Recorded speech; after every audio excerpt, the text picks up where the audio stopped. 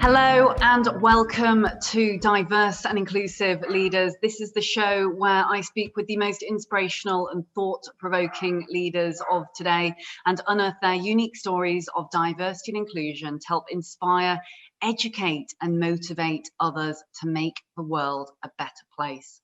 Today, I am thrilled to be joined by an exceptional change maker. Her name is Naomi Sesay, and she is a woman of many, many talents. She is a TV producer and director. She's also a property investor. She's passionate about diversity, inclusion, belonging, and equity, and also driving sustainable long-term change when it comes to real corporate social responsibility initiatives and also financial inclusion, through to being an instrumental part of driving sustainable cities. Can't wait to find out more about that. Welcome to the show, Naomi. Thank you so very much. It sounded so big. I was wondering, is that me? Thank you so much. It absolutely is you. And my goodness, I'm feeling even a tad of imposter syndrome being here speaking to you right now.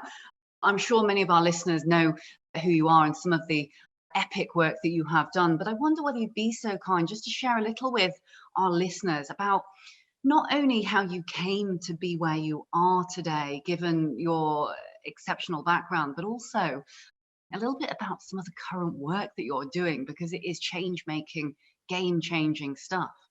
Yeah, thank you so very much for that. I think what I'm doing now is a stop that has been because of my past and my journey from broadcast to here. And I currently just, and I say just, it's no mean feat actually, to be quite honest, training the top FTSE 100 companies in race fluency. And that includes the big four, and trying to change behavior. So we look at, lots of different things which culminate into the dialogue of what is race fluency and what are the little kind of like the topics inside of like impact and intent and microaggressions, and trying to get leadership to change behavior, because we all know that they set culture, and if they set the culture and they model behavior, then people will look to them and change their behavior. And that's what we sorely need in our organizations right now. I couldn't agree more. And I believe when it comes to race fluency, none of us are as smart as all of us. And race is still something which, for many, in particular in those boardrooms, is perhaps an uncomfortable subject. And much of the time, I think it oughtn't to be, nor should it be for those from ethnic minority backgrounds, wherever they may come from. Myself, I'm Chinese, but I was adopted by white British parents. It is about really seeking to understand as opposed to being understood, and knowing that actually when it comes from a place of true caring and true curiosity, to want to learn about the idiosyncratic details of whether it be the Black Afro-Caribbean history or whether it be the Chinese East and Southeast Asian history, going into the boardroom with an open mind and an open heart. And so it's wonderful to hear you talk about race fluency so articulately, because I think there's such a lot that we all can learn. This is an evolutionary process. Absolutely. And talk to me, Naomi, about some of the career history, because of course you wear multiple different hats, from training large organizations, top four firms that we all know, the big shiny letters in the cities that we go to, back in a non-COVID environment, and we see these big names in lights and think, wow, I certainly did when I was growing up. I thought, wow, I'd love to work in one of those companies, but never actually had that opportunity. Talk to me about how you came to be doing this, because you've worked in TV, you've worked in property, you spin lots of plates. I'd love to know about the personal background. Yeah, I mean, I started off in television, actually in MTV, Leila, years and years and years ago. When you're young, you want to be in bright lights and big cities, and that's where I wanted to be. I wanted to be in television. I knew that I had my call there. But what I didn't know is it wasn't the TV that I actually wanted. It was to be heard. It was my voice. I had something that I needed to say. And that's why I became a presenter. But of course, when you're in broadcast, you are told what to say and, the things that they want you to say, which is part of their own remit, and which was fine. But I quickly lost the shine for television after I did the very, very first Big Brother, actually. And that kind of lost my interest very quickly in television, because this voyeurism was something that wasn't me. And what I really wanted to do was I understood that actually I wanted to be financially free. I didn't want to spend hours in an edit suite with hundreds and hundreds and hundreds of monitors and looking at people I didn't care for and getting paid this much, a tiny amount compared to what the organization or the company was being paid through, telephone at the time, and people were ringing up and saying, I want that person to stay in the house. So I got into wealth creation by accident, to be quite honest. And as I got into property, I found that I was the only Black female training other people on wealth creation. And this got me thinking, way before I got into D&I, this got me thinking about representation, that I had a lot of women, especially women from diverse backgrounds, coming up to me and saying, will you train me? And because at the time I was just new to wealth creation, I would point them to other people, which were predominantly male and white. And they would be saying, no, I want you, because they saw in me a representation that I hadn't actually quite noticed at that point of time. So I thought, you know what, I think I've got a duty here to actually, mentor these women and take them through the process I went to in order to get financially free. And so I built the Billionaire Ladies Club. And the Billionaire Ladies Club wasn't about becoming a billionaire. It was about having that mindset that you can do whatever you wanted because you had the power to do it. And it was that the power of billionaires. They feel so confident. They feel so, free, so kind of like empowered to do what they want to do and say what they wanted to say. And that's what I was trying to embed in the Billionaire Ladies Club. And I had so many women. It was great for a while. It was great only because we had so many entrepreneurs who started to do their own thing. But I then realized that you couldn't just have an organization I couldn't, with just women, because it felt lopsided. Women, with the way women absorb information and the way men absorb information are really different. Women are able to kind of like tell you about their conception and everything else and have this great discussion about it and get really empathic with it and really touchy feeling. You can get really into the grit of it. Men are very focused, very kind of like methodical, very bang, bang. Here's A, there's B, that's where I'm going, straight line. And you need a bit of both. You absolutely need a bit of both, because that's where innovation is. If you just have one or the other, you can be going around in circles forever. And men may not be going so much in straight lines, they will never meet. And it will come a battle of who's the one who's right. So you have to have both ideologies, both ways of getting to a solution. And that's where we find the sweet spot of innovation.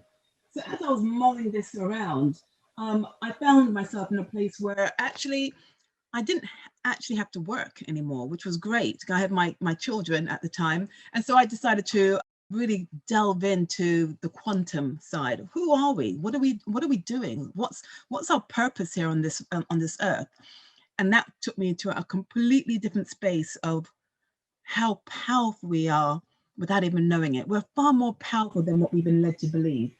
And it was this point where I thought, actually, I could do whatever I want, regardless of me being Black or female, coming from whatever sector of the UK. I can do whatever I want because I have innate power. And we all do. We all do. We all are walking around with this huge amount of innate power, but we don't actually realize it because we don't get taught it. And so it got to a point where I started training people, and then people just started picking me up and to do speeches, and then I started to become a keynote speaker, and then I started doing big organizations, and it just kind of like mushroomed until right now I'm doing the FTSE 100 companies with APS Intel, and it's great. But I think, which we'll talk about later on, I think that the place where I'm going to arrive is a place where I've never even imagined where I would be at this time in my life, and that is to create a smart city. Because a realization came last year that I actually had land, a lot of it. I mean, a lot of it. And what else can I do but to give back to a community in a way that is quite rare in these days to give back, especially living in the Western world. But you can do it if you come from another place in the world which affords you that opportunity. Wow, wow, wow. Where do I start with what to actually respond to that? I would love to dive deep into what the smart city means and how you're really sending the lift back down. But what I will say first and foremost is I adore your energy and your passion. When it comes to educating others in that boardroom environment, whether it be a FTSE 100 or a Fortune 500 organization, actually, how much point is there preaching to the converted? When you were talking very much about the Billionaire Ladies Club, which, by the way, sounds absolutely fabulous, and I'm sure was a whole load of fun. I was thinking, oh, I'd love to join, actually. But as you say, it is that diversity of gender, sexuality, race, ethnicity, visible and invisible diversity. It is that drives forth the innovation, the creativity that really does accelerate that movement of the dial, not only for business, for good and for better, but sustainable business for the future. Absolutely. And so it is that whole women talking to women or ethnic minorities talking to ethnic minorities. That is all fantastic because it's diversity of thought. However, how far can we get without preaching to the converted? We need to influence, advise, inspire others to leave a positive legacy for future generations of leaders that welcome all. Now, talk to me, Naomi, because the TV side, I'm sure our listeners would be absolutely fascinated in, going from Big Brother, MTV, through to property and wealth creation, now through to smart cities, and really empowering others to live their dreams, it sounds. What is a smart city for those that may not know? And what is the work that you're doing to drive and change the narrative in communities that are not afforded some of these possibilities that we have in the Western world? Yeah, Leila, it's incredible what needs to be done, and it seems like it's unsurmountable, but how do you eat an elephant? One bite at a time. So a smart city is basically a city where we use clean technology, and that means solar, it means using recyclable waters and recyclable goods, recyclable materials, where we are not using any fossil fuels whatsoever to run the energy, where we are having a biofeedback of water retention that comes through all our systems and then recycling, regenerating it back. So it's basically being smart, using technology that powers the city so that we have a very low carbon footprint. But not only that, also using technology so that everything that we use in the environment gets replaced and replenished. So we are not going through this loop of waste at all. There will be very, very little waste and very, very little use of materials that are harming, like plastics. So going back to basics, but with new technology, new clean technology. How this is going to work is that we are first building an agricultural school, a sustainable agricultural school in this area that has been pinpointed for the city. And the whole idea is we know in this particular community that girls are the drivers in terms of the marketplace, of going out and buying goods and selling goods. However, they don't have an educational system as we do in the UK or in the Western world where they can actually learn their trade entrepreneurially. So we're building the very first agri entrepreneurial business school out there, where the land that we have goes hand in hand with the actual college, the school that's going to be there, so that girls will learn how to work the land, the agricultural land, we sell the produce, the money goes back into the schools to pay for the teachers, pay for the buildings, and even to give the girls a bit of income so that they can stay in the school. And it keeps on going like that, like a biofeedback. And then once they get proficient, they have 3 pathways out, where they're going back into university if they want to, where they're setting up their own business, or where they're working for a business in the agricultural sector. Now, we know that the whole kind of like done our feasibility studies, and we know that there's a huge amount of opportunity to uplift and evolve that area of the world. And because they're not plumbed in like the UK, because they don't have, they're off grid already, they don't have plumbed in electricity, they don't have plumbed in water systems, it's like a blank canvas. It's a dream come true to reset, restart. And that's exactly what we're going to do, where we're going to go into town planning, starting off with the little village that happens to be around the school, and then making that into a proven concept where we have all our solar electricity plumbed in, we have the water systems that have a biofeedback, all the things that are going to be very low impact on the environment, but is going to actually use the environment to bring about produce that can be sold. And then once we've done that, say we're going to be using like about 500 acres, and then we're going to branch out to another 500 acres, and I'm going to branch out until we're able to kind of like create a city for at least about, I don't know, as a proven concept, for at least about 22,000 people. So that's where we are at the moment. We're just planning it. The school hopefully we're going to be breaking ground. I mean, I already had built a small school in 2008. We're just going to be expanding that. So it's probably going to hopefully be first intake by 2022. This is unbelievably exciting and so inspirational, so inspirational. I mean, what I love about this, and again, we're going to have to do another podcast, Naomi, because I'm already feeling that there's so many things that we're touching on, it is ridiculous. But corporate social responsibility, supply chain diversity, ecosystems that fuel our future and drive equality across the board and support our communities is absolutely just the epitome of diversity, inclusion, belonging, equity in action.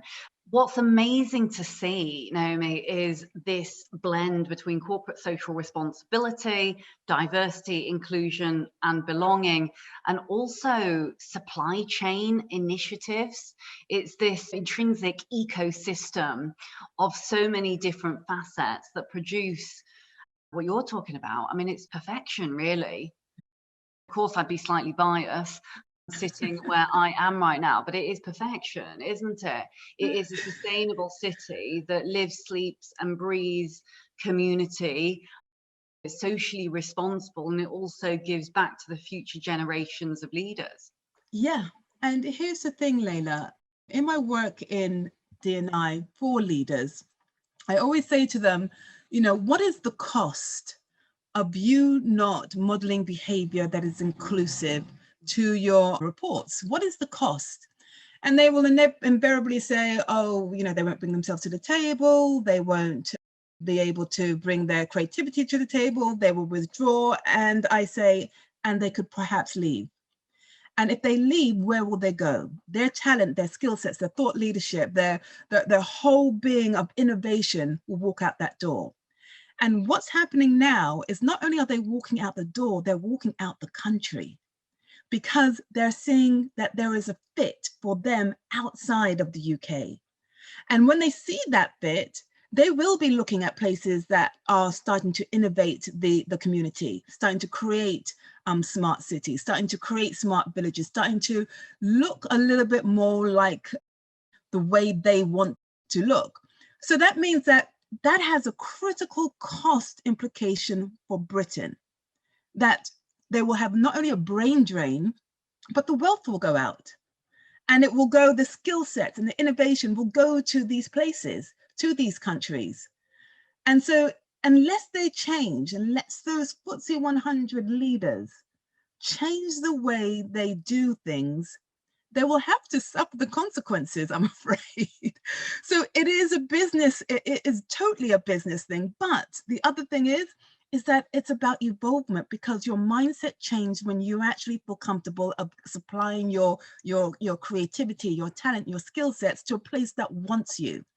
And then what happens is that innovation starts to bubble up and show you a perspective of life that you've never seen before. And so those places will have an acceleration of innovation that will go through the roof really, really, really quickly. And that's more quickly than it would do over here when they're stuck in the same old mindset that they've always had been for hundreds of years.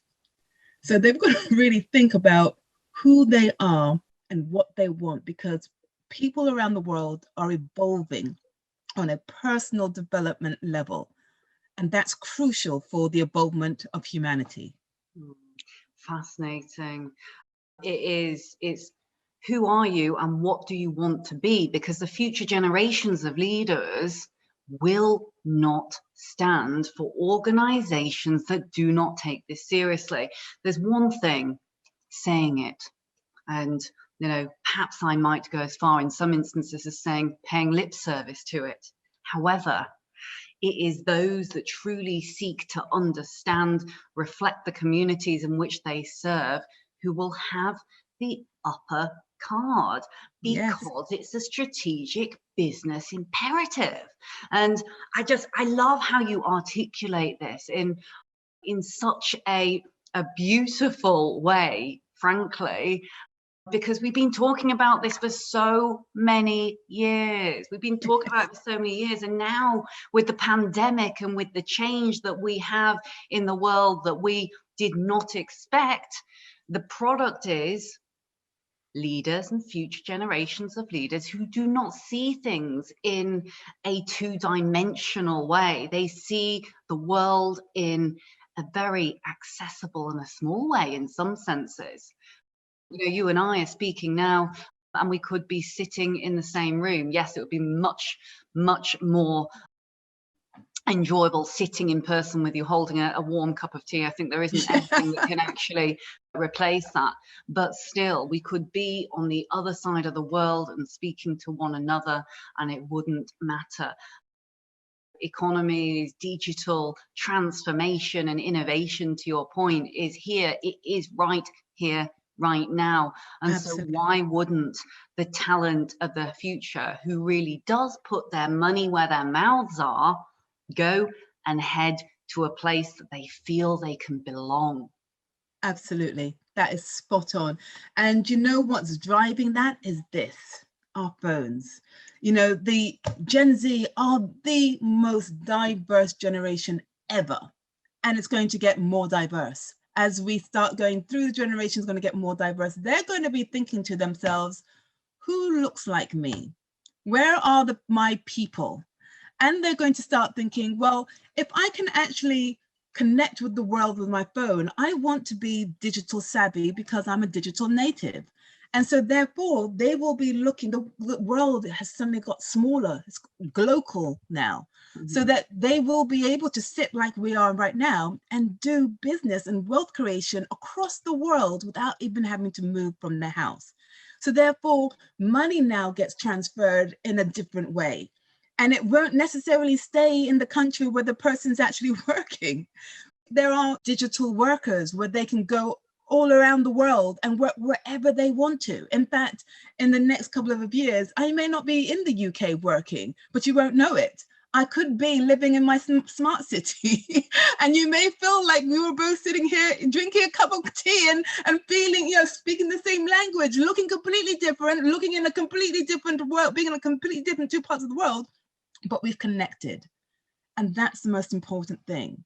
that we've connected with our hearts and minds and future of what we want to be as we evolve. And if people don't get with that because of their stubborn ways of behavior, well, then so be it, because there'll be other people who will get with it. And that's where tribes will start to be built, where communities will start to be built, where people will feel this is where I belong. And belonging, as you say, it goes to the very core heart of our existence. I mean, it is, to a very real certain extent, built into our DNA. This is something that cannot yet fully be emulated by technology. And so emotional intelligence and really showing that true empathy is where leadership will evolve to. As you say, millennials, zillennials, you know, our future generations of leaders, they've grown up in a world where, no, they'd practically probably have an iPhone in their hand when they come out of the womb, I dare say. You know, it's, you know, we see the rise of the tech billionaires, the teenagers that are making $1 million, billion in their bedrooms. This is a amazing digital economy. Sorry. Absolutely. No, absolutely. I was agreeing with you. And can you imagine now where you are now living the experience of being smart, not just being able to produce more, but you're able to produce more smartly, so that you have an impact on the environment.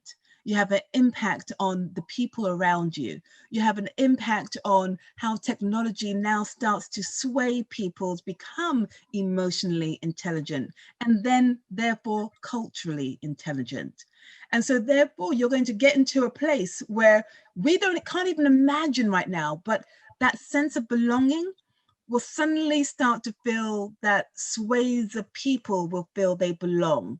And as they belong, they're going to look for places where they can, you know, park themselves until it comes to a point where the world is ours. Now, we're not there yet. We're far from being there yet, but that goes to, that will have a mental health impact. Because when people feel they belong, they feel peace. And so we will be able to start to reduce our costs in mental health institutions. We'll be able to reduce our costs in illnesses, in obesity. And all of this is so interconnected that it's right in front of our faces. And we don't see it because of our habits of lifestyle in the Western world. And I think you know, for the first time, this generation, Gen Z, are teaching up. They're teaching, you know, their elders how to use technology, how to use the computers, how to actually navigate around Instagram and all those other platforms. And it will continue to do that.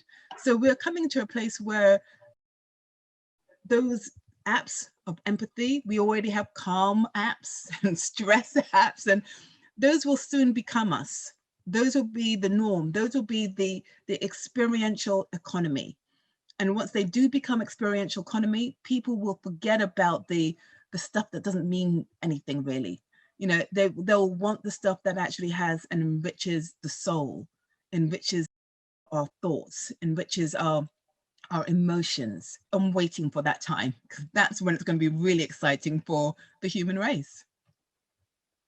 I'm so excited just talking about all of this, and I'm picking up on some of the things that you said there around intergenerational learning. But this is a time for reverse mentoring. Yeah. This is a time where gone are the white ivory towers of the past, of the power sitting purely with the few. Power is dispersed amongst many, and those generations of leaders, not sounding too biased here as a millennial at 34 years old, it is so powerful to educate our seniors, those that would have formatively been, you know, our bosses, our leaders. Actually, these days, anyone can be a leader. Anyone can be a leader. And what interconnects us, to use your terminology, are, you know, beating hearts and souls and community and passion. Yeah. No longer do our leaders of the future feel they need to look or sound a certain way, they know that times are changing, and organizations, to your point, cannot afford not to take this seriously and really consider this in the fabric of their business strategy for the future. Spot on. Oh, I could talk to you forever, Naomi. I know. I was thinking, I'm thinking supply chain diversity as well, because I just got to say this one piece, because, you know, I mean, there's a billion things from everything that you have said that I really want to pick up on. And I know that we are relatively short on our time, but one thing I will say is this gravitation of corporate social responsibility and diversity and inclusion initiatives is something that we are seeing more and more and more within corporate organizations. You have organizations like Unilever and P&G who have got a $1 billion spend, and they're spending with community beneficial organizations, whether they be minority owned companies, whether they be organizations that are great for the environment.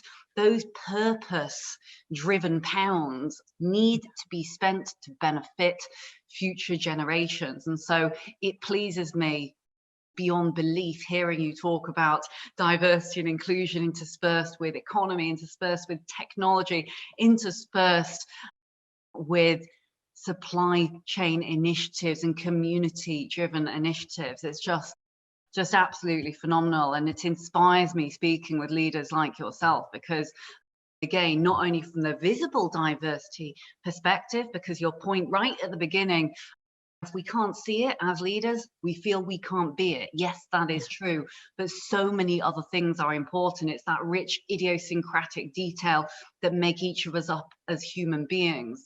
You know, the color of our skin, yes, our cultural background, you know, the fact that you and I probably feel very, very British culturally, but now feeling rather confused given the state of play of the environment that we live in. Gone are the days where, and I mean, my parents still do say this to me, don't talk about politics and religion. It's not something that we bring to the dinner table. However, it is something that we need to bring to the dinner table now. This is something that our youngsters and our future generations are not scared to talk about. It's just amazing, amazing.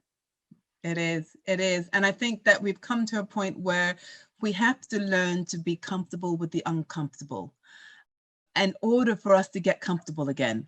And we're not through that yet. We kind of like go, oh, that's icky. Oh, that doesn't feel good. Oh, that feels really awkward.